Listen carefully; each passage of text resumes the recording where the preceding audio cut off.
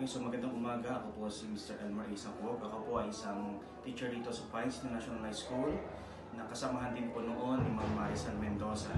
Si Ma'am Maricel Mendoza po ay naging kasama ko dito sa school mula pa 10 taon na nakalipas. Si Ma'am Maricel Mendoza po sa tingin ko ay narapat na pasama sa Dakilang Pilipino dahil isa po siya sa naging mga kasamahan ko para mapatayo po ito. Nakikita niyo pong iPad Learning Center.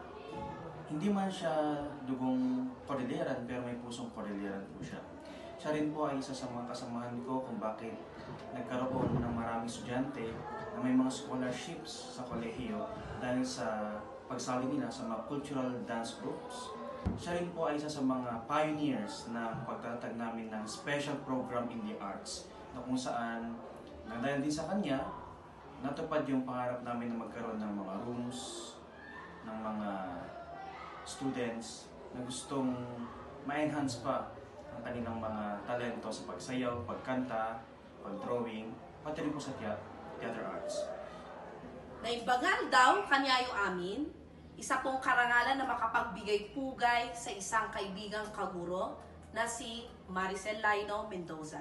Hindi matatawaran ang kanyang naging kontribusyon sa ikaunlad ng aming paaralan, komunidad at sa ating mga mag-aaral. Nagawaran si Ma'am Mendoza ng mga karangalan tulad ng Best Performing Teacher, Natatanging Guro Award, Best Exemplary Teacher by the Rotary Club, at ang Pines Choice Award, My Teacher, My Hero. Isilan po siyang nag-organisa, nakilahok at nagbuhos ng kanyang oras sa pagsasanay sa mga mag-aaral namin para makilahok sa Panagbenga, Bangus, Aliwan Festivals. At dahil dito, siya ay may malaking naiambag sa dangal ng kultura at integridad ng lahing Pilipino. With her hard work and perseverance, dedication and passion not only for her own growth, but also for her students, I highly admired and recommend her as a nominee for the Kilang Filipino Awards. Magandang araw po. Ako po ay narito upang ipahayag ang aking pananaw kung bakit karapat-dapat nagawaran ng Dakilang Filipino Award si Ginang Maricel. Sa maiksing panahon na nakilala ko si Ma'am Maricel, naging saksi ako sa kanyang galing at debosyon bilang isang guro. Isa rin ako sa mga batang natulungan ng kanyang pagiging magaling na tagapagsanay. Isa siya sa mga dahilan kung bakit nakarating ako sa mga national level competitions.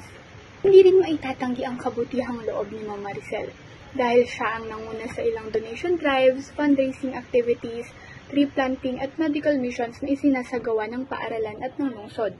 Dagdag pa yan, napakadaling kausapin ni Ma'am Maricel. Isa siya sa mga gurong nakakausap mo bilang nanay at nakakakulitan bilang kaibigan. Kitang-kita rin ang kanyang galing sa pagsusulat at paghahayag ng balita.